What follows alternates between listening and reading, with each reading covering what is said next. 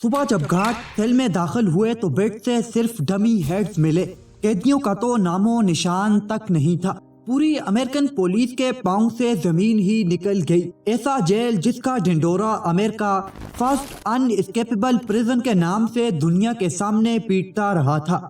Prisoners ایسے genius طریقے سے فرار ہوئے کہ ان کی کہانی جس نے بھی سنی داد ہی تھی.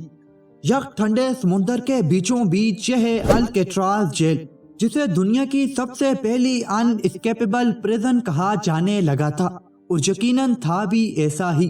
یہ پریزن صرف ان کرمنلز کے لیے مخصوص تھا جو کہ باقی جیلوں سے کئی بار بھاگنے میں کامیاب ہو چکے ہوں، اور جہاں سے بھی 33 خطرناک کرمنلز نے 14 الگ الگ اٹیمپٹس میں بھاگنے کی کوشش کی، جن میں سے 23 پکڑے گئے، 6 گولیوں کا نشانہ بن گئے، 4 ڈوب کر مرے، اور باقیوں کے ذہن میں یہ بیٹھ گیا کہ یہاں سے بھاگنا مشکل بلکہ ناممکن بھی ہے، صرف 3 کو چھوڑ کر، اور انہی کا نام آج بھی پریزن بریکرز کی لسٹ میں ٹاپ پر آتا ہے. پہلا تھا ایلن ویسٹ، جو کہ 20 بار سے زیادہ مختلف جیلوں سے بھاگ چکا تھا، اور آخر فلوریڈا اسٹیٹ پریزن سے بھاگنے کے بعد اسے 1957 میں الکیٹراز بھیجا گیا تاکہ یہ دوبارہ نہ بھاگ سکے. بھاگنے کا ماسٹر پلان بنانے والا تھا فرینک مورس، جس کا IQ 133 بتایا جاتا ہے. مورس بھی کئی پریزن اسکیپ اٹیمپٹس کر چکا تھا، جس کے بعد 1960 میں الکیٹراز بھیجا گیا، اور یہی اس اسکیپ کا سب سے اہم کڑی ثابت ہوا. ان کے علاوہ جان ولیم اینگلن اور کلیرنس اینگلن 2 بھائی بھی اسکیپ کا حصہ تھے، جو کہ کئی بینک رابریز کے بعد پکڑے گئے اور الکیٹراز بھیجا گیا. یہ بھائی بہت اچھے سوئمرز بھی تھے، لیکن بھاگنے کے لیے سوئمرز ہونا بالکل بھی کافی نہیں، کیونکہ ٹھنڈے پانی میں اچھے سے اچھا سوئمر بھی تیر کے اس پوائنٹ تک ہی جا سکا ہے، اور اس سے آگے وائٹ شارک کا علاقہ ہے جہاں سے تیرتے ہوئے گزرنا لگ بھگ ناممکن ہے. یہ چاروں آپس میں پہلے بھی فلوریڈا کی جیل میں مل چکے تھے، جہاں انہوں نے جیل کے عملے سے درخواست کی کہ ان چاروں کو بلاک بی میں ایک ساتھ روم دیے جائیں. ان کی بات مان لی گئی اور چاروں کے روم ساتھ کر لیے گئے. تقریباً 1 سال کی پوری پلاننگ کے بعد چاروں نے چمچ اور ایک بلیڈ کی مدد سے روشن دان کو نکال کر کوریڈور تک جانے کے لیے جگہ بنا لی.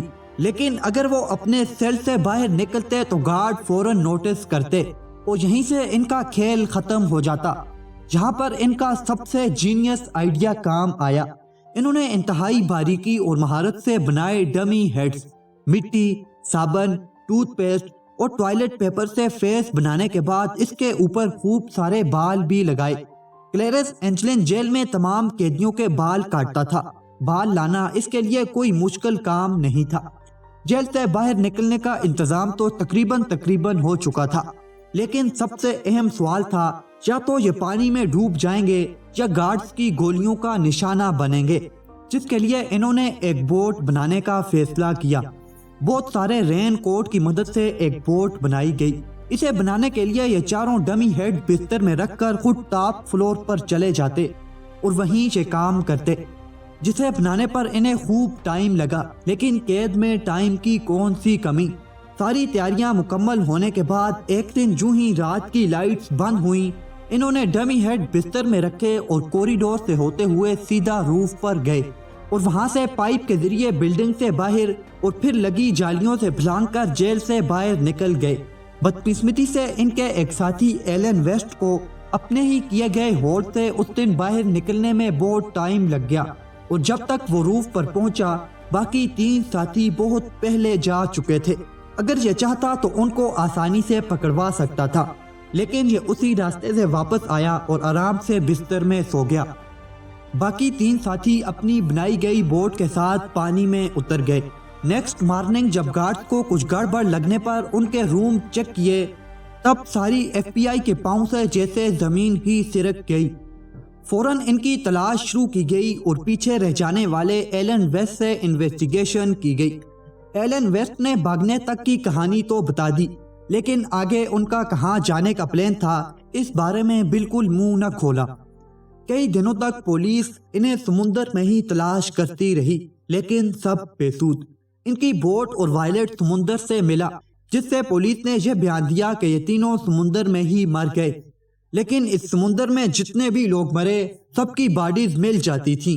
پولیس کے علاوہ دوسرے لوگوں کا ماننا ہے کہ یہ بھاگنے میں کامیاب ہو گئے تھے۔ جس دن یہ فرار ہوئے اس دن پاس کے آئی لینڈ سے ایک گاڑی بھی چوری ہوئی۔ انگلین برادر کی فیملی کا یہ بھی کہنا تھا کہ ان کی مدر کو ہر نیو ایئر اور کرسمس کے دن لیٹر اور ساتھ فلاور کسی ان نون ایڈریس سے بھیجے جاتے رہے۔ یہ بھی کہنا تھا کہ ان کی فیملی کی کسی بھی ڈیتھ پر 2 ان نون عورتیں ہمیشہ آتی تھی جو بغیر کسی سے بات کیے جلد ہی واپس بھی ہو جاتی۔ 2015 میں انگلین برادر کی ایک تصویر بھی دنیا کے سامنے آئی جو کہ 1975 میں یعنی اسکیپ کے 10 سال بعد لی گئی تھی۔ یہ پبلش کی تھی ان کے ایک دوست فریڈ بریزی نے۔ اس کا کہنا تھا کہ یہ برازیل میں رہتے ہیں اور اس سے ان کی ملاقات ہوتی رہتی ہے، لیکن فریڈ بریزی خود بھی ایک کرمینل تھا، اس لیے اس کی اسٹوری اور پکچر کو بالکل اگنور کر دیا گیا۔ 2020 میں اس پکچر کی جب فیس ریکگنیشن کی گئی تو یہ پکچر واقعی انگلین برادر کی ہی تھی۔ 2018 میں CBS نیوز نے ایک لیٹر شائع کیا جو کہ جان انگلین کی طرف سے FBI کو 2013 میں بھیجا گیا تھا، جس میں لکھا تھا کہ وہ اس رات بھاگنے میں کامیاب ہو گئے تھے۔ ابھی اس کی ایج 83 ایئر ہے اور وہ کینسر کا مریض ہے۔ اس کا بھائی اور مورس کچھ سال پہلے فوت ہو چکے ہیں۔ جان کا کہنا تھا کہ اگر گورنمنٹ اس کی ٹریٹمنٹ کرے اور یہ یقین دلائے کہ اسے صرف 1 سال کی سزا سنائی جائے گی تو وہ اپنی لوکیشن ریویل کر دے گا۔ CBS نیوز کا کہنا تھا کہ FBI نے خود اس لیٹر کو خفیہ رکھا تاکہ جن پریزنرز کو وہ مرا ہوا سمجھ کر کیس کلوز کر چکے ہیں وہ دوبارہ دنیا کے سامنے آ کر FBI کو شرمندہ نہ کریں۔